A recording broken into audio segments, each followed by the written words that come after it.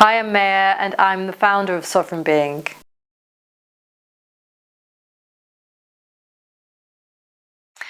Well, when the pandemic kicked off and we had all the chaos and the confusion and a lot of misinformation actually, I started to get a lot of guidance coming through and it felt really, really clear. And the guidance was, this is not what it seems to be.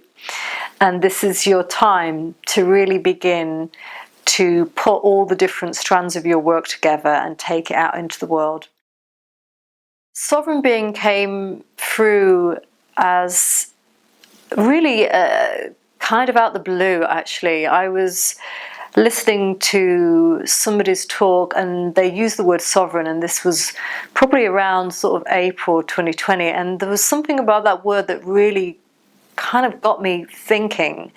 And literally within a couple of days I had woken up in the morning and I just heard the words "buy sovereignbeing.co.uk," and that was quite a strange bit of guidance, but I follow the guidance that I get, especially when it's at these unusual moments and times and in dreams and things like this. So I did. And from that moment, I started to get information that felt like it was opening up a journey that I hadn't really even imagined would be there for people, or for me even. But it was like a sense that this is now our time, collectively and individually, to really start to put the work that we've done into practice and really understand what it means to be free, to be sovereign, to be connected to your divinity, and to go deep into that inner process and take it out into the world, because that was what I felt was always missing. It's not about individuals working on themselves in isolation. It's about how then that goes out into the community, into the relationship we have with each other in particular, and how we make it a reality that we want to, live this sovereignty rather than just be free in our own being. So it was quite a kind of unexpected shift in my own journey. I'd had lots of recent grieving and losses and a real deep reorientation, and so it felt like it was coming from a very deep space within me, and that I was ready for it. And actually the things I'd just recently been through were really preparing me for this new stage of my life. And so there was a lot of excitement connected into it, and I felt really inspired by this word. And I also knew there were so many different agendas around this word higher self, and it felt always that there was something else that was missing, and I didn't know what it was fully, but I knew there was something missing. Well, that's a really good question, and it's a journey again that is unfolding, that we are working out as we go along, really. But what I have discovered so far, or what we are discovering, is that this concept of higher self is kind of outside of the body. It's not actually, in the New Age programming within the heart. A lot of the time it's spoken about being outside and above. And of course, this actually is quite a disembodying experience. When you meditate and connect to something outside of you, you're not embodying your whole divinity. You're not embodying who you really are. You're moving out of your body. And for me, in my experience as a therapist, this doesn't work for people. They need to feel embodied. They need to be in their physical being, because we are on a planet where we have a human body and we need to be in it. The sovereign being is different in that it's actually about being in your body. And this idea of body is foundational for the feminine.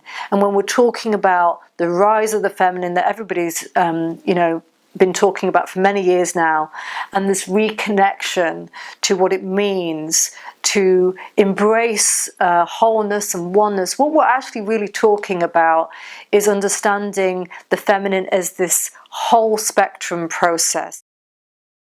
We are connected on all these different levels, and that every experience that we actually have is relevant and appropriate and real for us, and that we shouldn't throw experiences away because it doesn't fit a neat expression of how we think life should be. So when we're talking about the sovereign being, we're talking about this re-emergence of the feminine, which is actually very much a descending process. It's not this love and light or this ascension. It's more going deeper down inside of ourselves. And that can feel quite painful when we reconnect with emotions and experiences that, perhaps we didn't really want to address or didn't really want to come to terms with or process most deeply because it was so difficult for us. Then this sovereign being idea helps us move into that because it's part of our experience. We're accepting it, we're embracing it, we're even inviting it again so that we can see it from a different angle and understand it more deeply in our lives. And this is what really the feminine is about. And we need the masculine as much as the feminine. We need both. And this sovereign idea is that we are free from that space. If we're rejecting parts and experiences of ourselves, then actually there's no freedom there at all. Can't forget that we're human beings having a human experience, and that means loss, that means pain. And this feminine frequency very much embraces those experiences. If we think about the journey of Inanna and goddess Isis and many others, it's a very worldly experience, it's a very deep experience, and it's not something that we can easily understand and make sense of. But it's certainly something that we need to really take more time to welcome into our lives. So the sovereign being wants us to bring it back inside of us, have this divinity in our heart space, and feel that presence within our own being, and allow the depth of life, which is not just this vertical plane or the horizontal of what it means to live, but also the depth of who we are, to really go out into the world. And this is very different from the higher self, new age programming that we've had for the last sort of 20, 30 years actually now. And in many ways this wisdom is connected to the earth, these cycles, the seasons, our own relationship with our own body, and this idea that life really never fully ends. There's rebirth, there's regeneration, and when we've had the experience of death, there is, a birth that comes after that, a birth of experiencing it anew within us. So this is what women are deeply connected to through the cycles of the moon, through this idea of coming into what it means to really feel our way more through life. And sovereignty is certainly a feeling journey. That doesn't mean we don't use the mind. We do. We certainly need to in terms of our discernment. But it is very much coming back to our feelings and trusting, our senses a little bit more fully than our thinking processes. So when we were coming up with this idea of sovereign being, we knew we needed a structure, and the structure had to feel like it was guidance, as opposed to me just coming up with something to layer on top of what it was that we we were creating. So because of that, we were feeling into what really is happening on the planet. And I feel the main thing is a dismantling, deconstruction process and an excavation process of what we've had so far. So part of that is that we're coming back to what was, what we've lost, but also taking that forwards in a new way. And this is a realigning, reclaiming, reawakening and rerouting process in many ways, coming back. So this is why we chose this sense of return. And, you know, in a way, when the planets go retrograde in the sky, when they appear to be going backwards, but they're not, this is a time when we go more inside. And this journey is a very inner journey. It's not just an inner journey, but it's giving equal measure to that inwardness that we need, and that internal world that perhaps we lose when we go out into the world and get busy in our lives, you know. So the purpose of this work is really to support all the different levels that we're working at when we have to come into our sovereignty. A lot of people think sovereignty is about, you know, common law or, you know, getting free from the system and the matrix, but actually there's a lot more to it. It's really about this freedom inside of you, and to reconnect with that freedom, we need to come into our divinity. We need to have a relationship with it. We need to embody it fully. And this is the ultimate goal. But within that process, there's a lot of work that we individually need to do. And this work is at all these different levels of our being. So we have emotional work to do. We have to look at our belief systems, look at how we've been creating our lives from our strategies and our defenses and our mechanisms of coping with the reality that we live in, which actually is not that great for us, especially if we live in cities, yeah? That we need to get in deeper connection with this spiritual dimension within us. And that isn't easy for some people for lots of different reasons. And then physically, you know, as well, we need to also understand that we have this body that we need to take care of, that we need to have a relationship to, that we need to nurture and nourish in such a way that it feels happy, you know, in the world. So these are some of the levels that we're working at. And this is kind of connect to the reeds as well, because within the reeds, this elemental structure to do with the emotional, the water, you know, the earth, which is the rerouting and all the others. This is our way of trying to understand our sort of existence on all these levels of the elemental world, you know. In 2004, I decided to have a year out from work, and I went to Australia and did the rounds, you know, as people do when they're 18. And at the time, you know, I was young and naive in my early 20s and was, you know, into a guy, and we were traveling around Australia, and it was perhaps probably, you know, the worst experience of my life.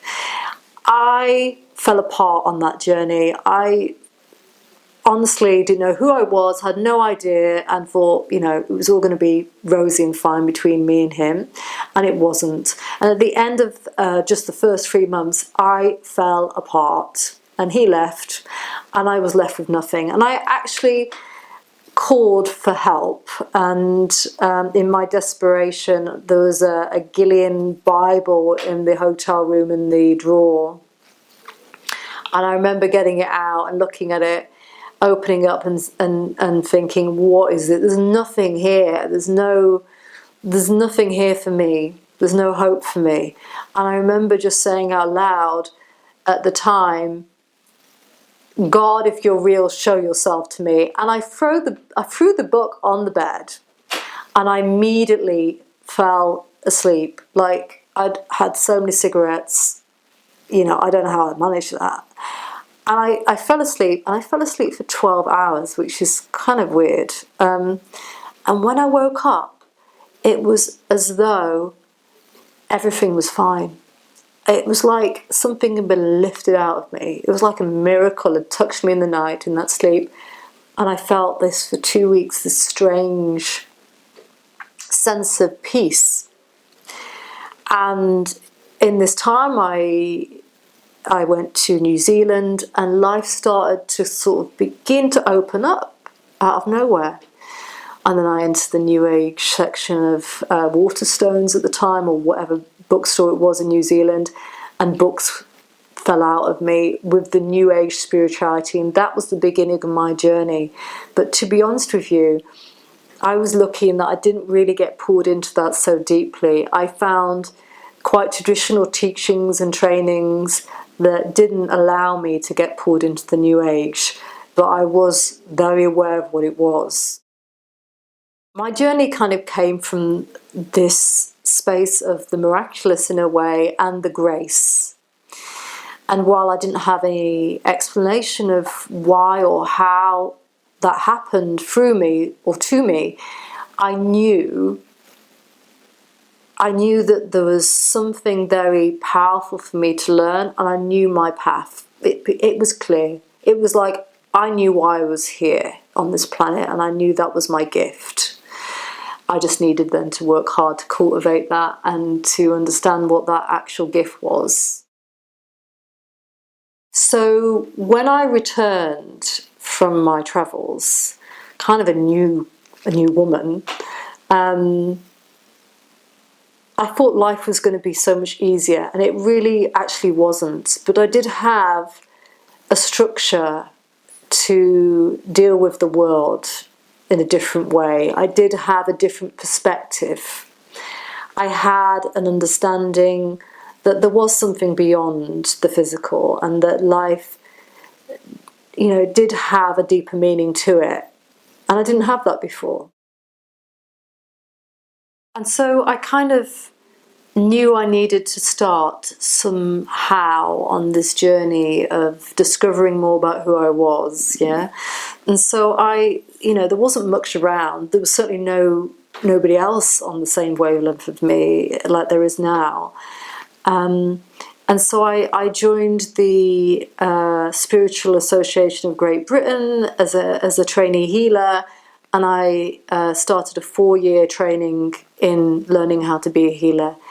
And that was incredibly tedious, and I didn't really feel at the time it was doing much for me, but actually the patience that I developed and the opening of my channels that I didn't really realize what was happening at the time was so incremental and foundational for the next steps.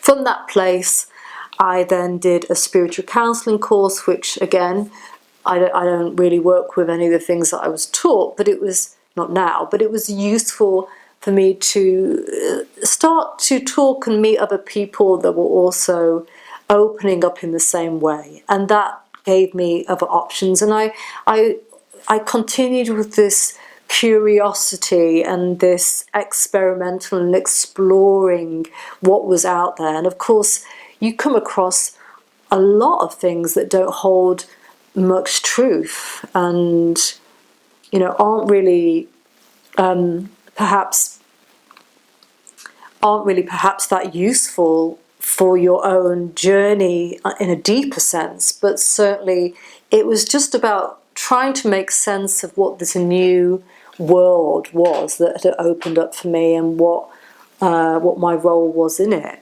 And that's where it kind of took me. From that place, I then started looking into astrology, because that was helping me in my relationships. And I started trying to piece together a sense of what it was I was here to do. And so I just set up myself as a spiritual counselor, and quickly realized when I started working with clients that I needed a lot more training. Because when I started actually having clients, I realized people were a lot more complex. And this one size fits all these kind of these sort of structures and ways of working with people that I'd been taught just didn't really work when it came to what people were bringing to me. They needed something different. And so then the whole journey of what was it that was going to really help me to work with a person's process opened up. And I started getting involved with an amazing teacher and still a friend of mine, Mires, and she taught me this world of the divinity and the world of shamanism. And I started working with ancestors and other incarnations and trauma on that level. And so much of my own process began to clear up. And that then felt a real foundational aspect of my work. And from this place, I kind of felt like I needed some traditional training, actually, that was more on a psychotherapeutic level, because I knew that world had a lot to offer me, but I needed something a little bit different also that would accept my own slightly alternative approach to working with people. And I came across process work and process-orientated psychotherapy, and this fitted many boxes for me. It ticked many boxes in that I was learning a really exciting way of working with people through a very deep way of all the different channels of our experiences, in terms of our body channels and our more clairaudient channels. And this really, again, opened up another layer of my work. However, the issue with that paradigm was that they had a real big focus on the social engineering and the identities and the white privileges and the critical race theory in terms of the social issues that were happening or are still happening. And there was something that didn't ring completely true for me, and I never could put my finger on it. But I ended up having some very deep experiences that really showed me that there was something wrong, actually, about what we were being taught. And I ended up challenging the school on that, and I was shortly kicked out without any process. So that taught me that I was onto something, that there was something that wasn't right. If that is enough to get rid of someone without a process, then there was something really important about that as a journey. But I have no resentment about that, because it was so the right decision. It set me free to, after 10 years of training, to actually go out and just trust myself, really. Trust that I had the skills. I didn't need the accreditation. I didn't need that. I had enough. I had done enough work. It also really opened up the direction, because I could really see how people were very taken with this idea of density, where for me it was always about the wholeness within you. It was always about me being so much more than a kind of a category or a label. And this, came into this idea of sovereignty. Within process work, there was many foundations that were so important, and one of them was about following process very closely with Taoism. And of course, I was also very much into Tai Chi, Qigong, and a little into martial arts, and so that fitted very neatly with that. And I was able to start to really see what this feminine consciousness was actually about, what we were being asked to do. And it just felt quite overwhelming, actually, to begin with. Because I felt like I saw so much, but I didn't really know how to translate that out into the world. And I was with that for 2 years, that unknown, uncomfortable space. And so this place of being in the unknown was a bit like being on the edge. I'd been kicked out of this community, and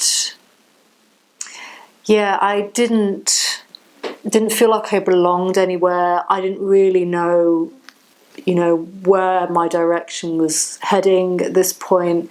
But there was something so powerful about not really belonging anywhere, not really having a home in a way with a group. I suddenly started to see how this was holding me back, and how I needed to really follow my own inner direction and compass, rather than buying into another paradigm again, or another type of training, or I just saw this place of being on the edge as a really powerful way for me to observe what was happening, and start to